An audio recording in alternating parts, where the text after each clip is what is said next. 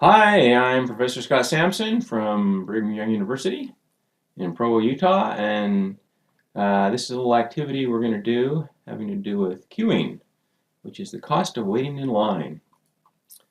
So, how much of our time do global citizens spend waiting in line? Now, when we talk about a line, the term that's used globally even more than in the US, is this idea of a queue. So I think of the UK as an example, or other countries that are notorious for their orderly queues.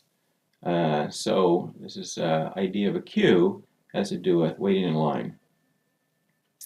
It's a truly global phenomenon. You will wait pretty much anywhere in the world. Think about how many times on airline flights you've had to wait in terminals and at gates and things like that. At events that you're going to, different types of venues, activities. Everywhere we go, there are queues. Truly a global phenomenon. Why do queues occur? Well, the primary reason is because there is a mismatch in timing between the timing of supply, which is production, and demand. So companies and organizations, they produce things, and then customers demand those things.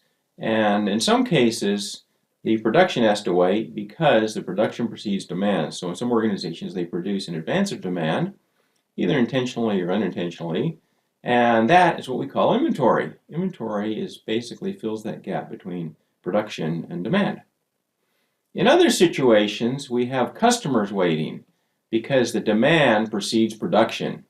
So in these situations, the customers might arrive or want something, and before a capacity that is able to produce what they need, and that is what a queue is. A queue is when the customers are waiting for demand for production, not for demand for production.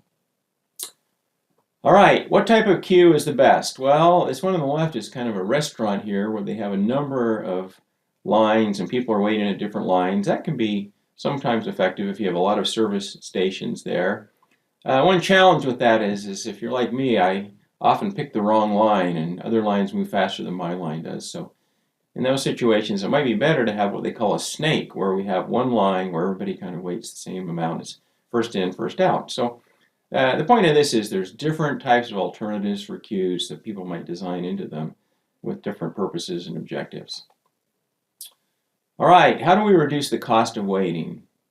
So waiting often is going to be inevitable, but it'd be nice if we could reduce the cost in some ways. There are a few different strategies for this. One of those is to expand our capacity. If the organizations, the producers, have more capacity, then chances are there will be less need for waiting and less need for queues. Queues will be shorter. However, that can be sometimes quite costly because we have to have capacity might include additional employees, additional facilities, additional equipment, and so forth. Another alternative for reducing the cost of waiting is to change the perception of wait, to have people have the feeling that the wait is shorter than it might actually be. And this is what's known as the psychology of queuing. And the psychology of queuing is based on David Maister, his principles, and he had 8 of these. And we're going to go through these briefly. These 8 principles are basically fundamental ideas or techniques that we can use to help reduce the perceived cost of waiting. And your assignment for this thing, which will be due on the date shown in the course outline, your assignment will be to document 5 of the 8 Maister principles to share with the class.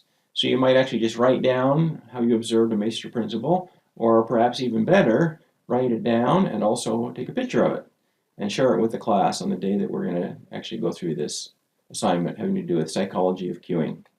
So, number 1, occupied waits seem longer than unoccupied waits seem longer than occupied waits. It's the idea that when we're waiting somewhere, like here's somebody waiting in an airport, if you're occupied doing something productive or enjoyable or whatever, the line would seem shorter. Probably one of the best examples of where this happens globally is at Disney amusement parks. So Disney this is Mr. Potato Head at the Toy Story ride in Disneyland in California. And interestingly, he's there entertaining people while they're in line, and it actually makes the line almost more enjoyable than the ride itself. And so providing entertainment, providing activities people could be doing to keep them occupied in line will make the line seem shorter. Principle number 2, pre-processed waits seem longer than in-process waits. Have you ever been waiting like at the dentist office or something like that where you're thinking, oh, when are they going to get to me? And it seems like it could be a long time. Whereas in some cases, if you can actually be taken back to the dental examination room, you actually feel like you're in process. So the process starts and you feel like you're making more progress. And that would seem shorter than waiting where we don't know if we're even started yet.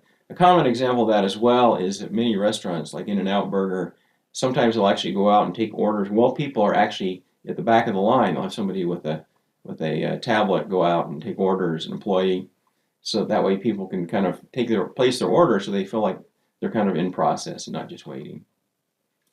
Third principle, anxiety makes wait seem longer. If we're anxious about what we're waiting for, it might make the wait seem longer than it needs to be. An interesting example of this is where my children went to their orthodontics office, and they had such a fun waiting area. And they had things like a fish tank and other things that would help calm the kids and the parents as well and reduce the anxiety. So that helps reduce the perceived length of the wait by reducing anxiety. Number 4, uncertain waits seem longer than waits of a known duration. If we don't know how long we're waiting, it can seem like a horrifically long wait. But if we have some idea of how long we're waiting, at least it shouldn't seem much longer than it actually is. Again, Disney's a great example of this. They have on many Disney rides standby entrance or tell you how long you're going to be waiting. And even though it may seem like a long time, 90 minutes, if you don't know how long you're waiting, it probably will seem a lot longer than that. Number 5, unexplained waits seem longer than explained waits. This is the idea that if we know why we're waiting, the wait won't seem any longer. And I've actually done research work in this area and show that this actually seems to be the case, is that if people don't know why they're waiting, it seems much longer than if they have an idea of why they're waiting, even if the wait is due to the organization's delays or failures or things like that. I don't know what to think about this sign. This was taken in some airport somewhere, delayed due to some reasons. I don't know if that will provide sufficient comfort to people that are waiting, but explanation of waits is the 5th principle. Principle number 6, unfair waits seem longer than equitable waits. So I referred to this before. Have you ever had it where you're waiting in line and other people have a shorter line? I see that at passports globally, is that some cases people that have the in-country passports or the European passports, they wait a lot less than people that don't have the European Union passports. And so how can we have waits be more fair, more equitable? One way is this idea on the right of the snake.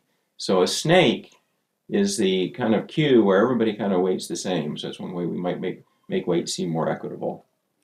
Principle number 7, the more valuable the service, the longer people will be willing to wait. For sporting events where people might be waiting here, they're waiting outside of a sporting event venue at BYU and it's snowing and people are willing to wait if it's an important event to them. Back in the day when companies like Best Buy used to do Black Friday, it wasn't all online. It was funny to see that people would wait for 24 hours or more. Here's a guy that was waiting for 33 days for Black Friday to take advantage of a sale. But if people felt like it was valuable to wait, they would wait longer. Finally, number 8, waiting alone seems longer than waiting with a group. So in some situations, like this is a restaurant that I've been to where everybody waits kind of, you know, they're waiting with a group, but they're not facing each other, so there's not a lot of interaction. And that doesn't help the wait. It makes it seem like it's longer. Versus other organizations I've seen where the waiting area is more social, where people are waiting together. And that's a way that we can help the wait seem less burdensome. All right, so those are Maister's 8 principles. Your assignment, again, is to document 5 of these 8 Maister principles to share with the class. The list of the 8 will be provided in the course outline online, and you can take this with you. I encourage you to maybe take the list with you and stick it in your pocket, and then maybe as you're going about your daily activities over the next, up until this time we have this assignment due, you can think if you've seen any of these Maister principles, and again, write down something about it. Your assignment is 5 of the 8, so not all of them, but try to see if you can find examples where organizations are either doing a good job or maybe a bad job at one of these 8 Maister principles: occupied, pre-process, anxiety, uncertainty, unexplained, unfair, value, and then waiting alone versus within a group. Good luck.